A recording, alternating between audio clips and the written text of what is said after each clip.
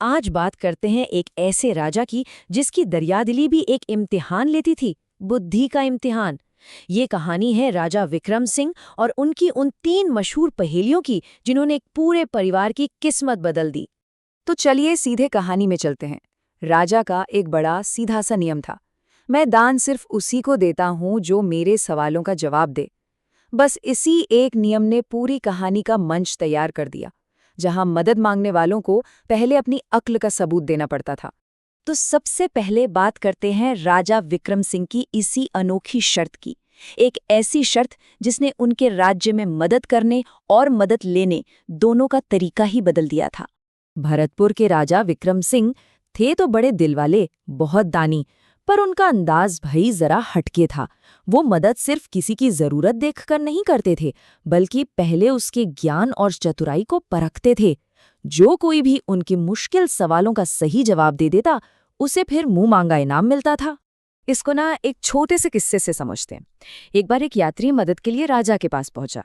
राजा ने उससे पूछा, तुम कहते हो कि तुम एक यात्री हो, लेकिन दुनिया में असली यात्री तो सिर्फ 2 ही हैं। बताओ भला वो कौन है?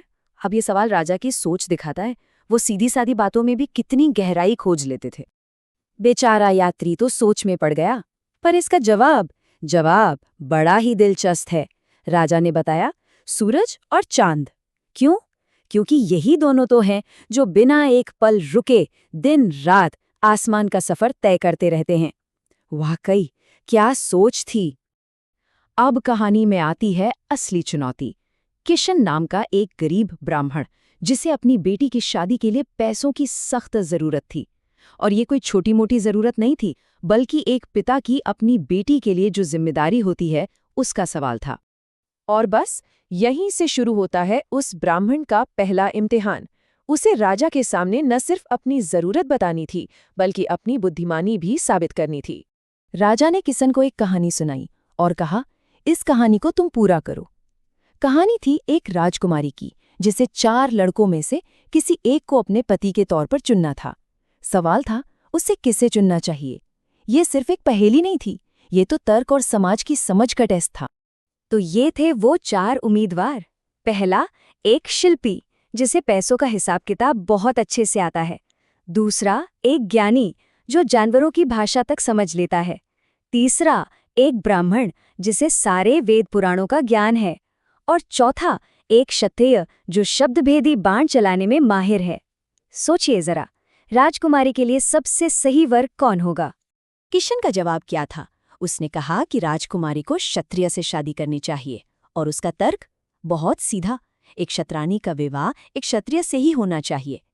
ये जवाब सिर्फ होशियारी नहीं, बल्कि उस समय के सामाजिक कर्तव्यों और परंपरा की गहरी समझ को भी दिखाता है। लेकिन कहानी अभी बाकी थी। परीक्षा अभी खत्म नहीं हुई थी। राजा किशन के ज्ञान से खुश तो हुए, पर अब उन्होंने उसके 2 बेटों अजय और विजय की बुद्धिमानी को भी परखने का फैसला किया। चलिए अगले हिस्से में देखते हैं कि वो इस चुनौती से कैसे निपटते हैं। अजय के सामने जो पहेली रखी गई वो सुनने में ही नामुमकिन लगती है। राजा ने कहानी सुनाई जहां एक कंजूस सेठ किसान से कहता है कि वो उसे पैसे तभी देगा जब वो एक कागज में आग और दूसरे में हवा लेकर आएगा। मतलब ये तो प्रैक्टिकल प्रॉब्लम सॉल्विंग का टेस्ट था।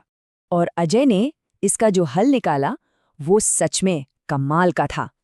उसने बताया कि हवा देने के लिए कागज का पंखा बनाया जा सकता है, और आग ले जाने के लिए कागज की एक कंदील यानी लालटेन बनाई जा सकती है, जिसमें आग भी रहेगी और सुरक्षित भी रहेगी। है ना एकदम सिंपल लेकिन जीनियस सॉल्यूशन। अब बारी थी विजय की, और उसे मिली शायद सबसे मुश्किल पहेली।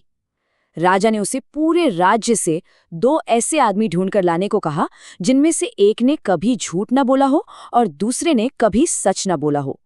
ये एक ऐसी पहेली थी जिसमें आपको आउट ऑफ द बॉक्स सोचना ही पड़ेगा। और इसका जवाब देखिए कितना शानदार था। विजय दरबार में सिर्फ एक आदमी को लेकर आया। जब राजा ने हैरान होकर पूछा कि दूसरा आदमी कहाँ है, तो विजय ने जवाब दिया, महाराज, इस एक ही आदमी में वो दोनों गुण हैं। इसने न कभी झूठ बोला न कभी सच, क्योंकि ये आदमी बोल ही नहीं सकता। बस इस एक जवाब के साथ उस परिवार ने हर कसौटी पर अपनी बुद्धिमत्ता साबित कर दी थी। अब हम कहानी के उस मोड़ पर हैं जहां उनके इस ज्ञान को उसका असली इनाम मिलने वाला था। राजा विक्रम सिंह इतने खुश हुए कि उन्होंने कहा, ब्राह्मण देवता, हम आपके और आपके दोनों बेटों के जवाबों से बहुत प्रसन्न हैं। उनकी ये तारीफ सिर्फ शब्द नहीं थे, बल्कि इस बात का ऐलान था कि इस परिवार ने उनकी सबसे बड़ी परीक्षा पास कर ली है। और इनाम किशन की उम्मीद से कहीं बहुत ज्यादा बड़ा था। राजा ने न सिर्फ उसे धन दिया, बल्कि उसकी बेटी की शादी का पूरा खर्च खुद उठाने का प्रस्ताव रखा। ये दिखाता है कि राजा की नज़र में ज्ञान की कीमत किसी भी दौलत से कहीं ज्यादा थी। तो ये कहानी हमें आखिर सिखाती क्या है? पहली बात, बुद्धि दौलत से कहीं ज्यादा कीमती है। दूसरी बात कि रचनात्मक सोच से नामुमकिन लगने वाली मुश्किलें भी हल हो सकती हैं। और तीसरी, सबसे जरूरी बात कि अक्लमंदी कई तरह की होती है, लॉजिकल, प्रैक्टिकल और लीक से हटकर सोचने वाली, और हर तरह की अक्लमंदी अपने आप में एक बहुत बड़ी ताकत है।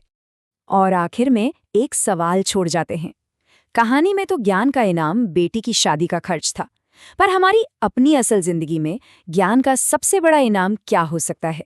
इस पर सोचिएगा जरूर।